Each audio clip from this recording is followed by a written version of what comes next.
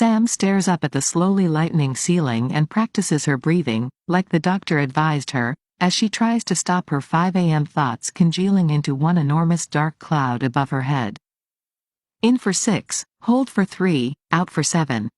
I am healthy, she recites silently. My family is healthy.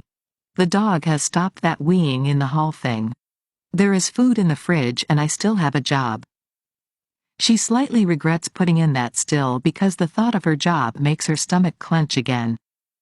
In for 6, hold for 3, out for 7. Her parents are still alive. Although admittedly it can be hard to justify including that in a mental gratitude diary. Oh, Jesus. Her mother is going to make some pointed comment on Sunday about how they always visit Phil's mother, isn't she? It will come at some point between the small sherry and the over-heavy pudding, as inevitable as death, taxes and these random chin hairs. She imagines fending her off with a polite smile. Well, Mum, Nancy has just lost her husband of 50 years. She's a bit lonely just now. But you visited her all the time when he was still alive, didn't you? She hears her mother's response. Yes, but her husband was dying. Phil wanted to see his dad as much as possible before he shuffled off this mortal coil. We weren't having a bloody knees up. She realizes she is having another imaginary argument with her mother, and pulls it back, trying to put the thought into a mental box, like she read in an article, and place an imaginary mental lid on it. The lid fails resolutely to shut. She finds she has a lot of imaginary arguments, these days, with Simon at work, with her mother, with that woman who pushed in front of her at the checkout yesterday. None of these arguments ever leave her lips in real life. She just grits her teeth. And tries to breathe. In for 6, hold for 3, out for 7. I am not living in an actual war zone, she thinks. There is clean water in the taps and food on the shelves. No explosions, no guns. No famine. That's got to be something. But thinking about those poor children in war zones makes her eyes prickle with tears. Her eyes are always prickling with tears. Kat keeps telling her to go and get HRT, but she still has periods and occasional hormonal spots. How is that fair?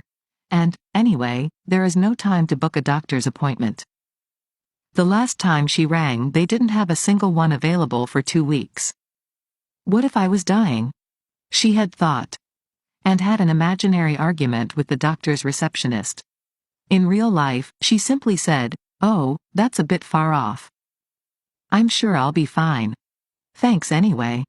She glances to her right. Phil is slumbering, his face troubled even in sleep.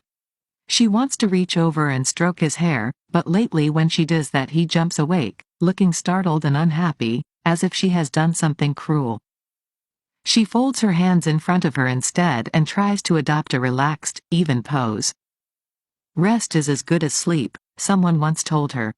Just clear your thoughts and let your body relax. Let your limbs release any tension they're holding, from the toes up. Let your feet grow heavy. Let that feeling travel slowly up to your ankles, your knees, your hips, your stomach. Fuck it, says the inside of her head. It's 5:45. I might as well get up. There's no milk, says Kat. She is staring accusingly at the interior of the fridge, as if waiting for some to materialize. You could run to the shop? I haven't got time, Kat says. I have to do my hair. Well, I'm afraid I haven't got time either. Why? Because I'm going to that gym and spa you bought me a day pass for. Bodyworks. It expires tomorrow. But I gave you that a year ago. And surely you'll only get a couple of hours in there if you're going to work. I've arranged to go in a bit late. At least it's right near the office. I just haven't had any time. She never has any time. She says it like a mantra, along with, I'm so tired. But nobody has any time. Everybody is tired. Kat raises her eyebrows. For her, self-care is a necessity, coming before the more prosaic needs of money, housing and nutrition. I keep telling you, Mum, use it or lose it, says Kat, who eyes her mother's increasingly indistinct hip-to-waist ratio with barely concealed horror. She closes the fridge. Ah, I just don't know why Dad can't even buy a carton of milk. Leave him a note, she says, gathering her things. Maybe he'll be feeling better today. And maybe monkeys will fly out of my butt. Kat stalks out of the kitchen in the way that only a 19-year-old young woman can. A few seconds later, Sam can hear the furious roar of her hairdryer and knows that it will be left in Kat's room until she retrieves it. I thought you didn't drink cow's milk anymore, anyway, she shouts up the stairs. The hairdryer stops briefly. Now you're just being annoying, comes the response. She locates her swimsuit at the back of the drawer and shoves it into her black kit bag. She is peeling off her wet swimsuit when the yummy mummies arrive. Glossy and stick-thin, they swiftly surround her, talking loudly and across each other, their voices filling the fuggy silence of the changing room, completely oblivious to her presence. Sam feels the brief equilibrium gained by her 20-length swim evaporating like mist. It has taken her an hour here to remember that she hates these places.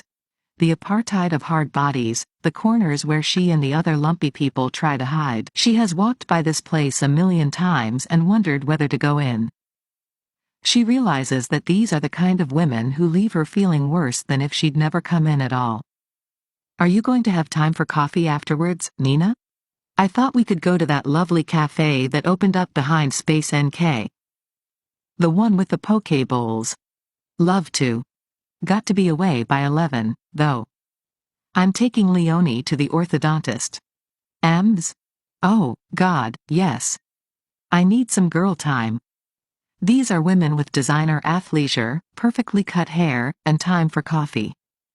These are women whose gym bags bear designer labels, rather than her fake Marc Jacobs knockoff, and have husbands called Roop or Tris, who carelessly toss envelopes containing hefty bonuses onto shining Conran shop kitchen tables. These women drive huge off-roaders that never get muddy, double park their way through their day and demand baby chinos for querulous children from harassed baristas, tutting when they are not made to their exact specification. They do not lie awake until 4 a.m. worrying about electricity bills, or feel sick about greeting their new boss with his shiny suit and his barely disguised disdain each morning. They do not have husbands who stay in their pajama bottoms till midday and look hunted whenever their wives mention maybe having another go at that job application.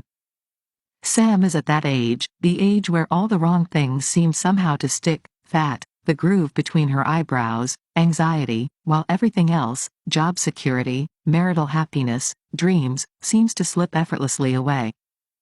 You have no idea how much they've put up the prices at Le Méridien this year, one of the women is saying.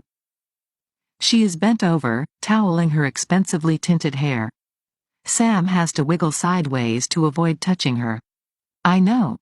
I tried to book Mauritius for Christmas, our usual villa's gone up by 40%. It's a scandal. Yes, it's a scandal, she thinks.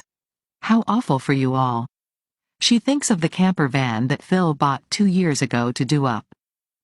We can spend weekends by the coast, he had said cheerfully, eyeing the huge van now blocking their driveway with its giant sunflower on the side. He never got beyond replacing the back bumper. Since his year of carnage, it has sat in front of their house, a nagging, daily reminder of what they have lost. Sam wriggles into her knickers, trying to hide her pale flesh under the towel. Today she has 4 meetings with important clients. In half an hour she will meet Ted and Joel from Print and Transport, and they will try to win their company some vital business. And she will try to save her job. Maybe all their jobs. No pressure there, then. I think we're going to do the Maldives this year. You know, before they sink. Oh, good idea. We loved it. Such a shame, the whole sinking thing. Another woman pushes past Sam to open her locker.